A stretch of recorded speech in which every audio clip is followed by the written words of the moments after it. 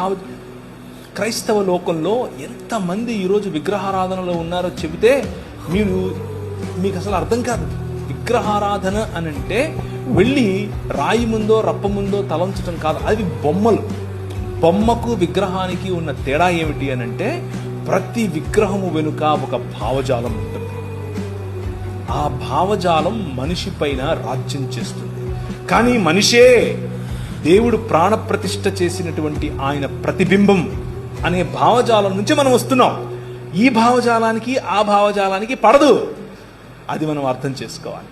అలా అర్థం చేసుకోకపోతే మెల్లిమెల్లిగా మనకు తెలియకనే ఈ లోక మర్యాదలోనికి జారిపోతాం. ఇది విగ్రహము కాదులే అని అనుకుంటూనే విగ్రహాన్ని మన నెత్తిన పెట్టుకుంటాం.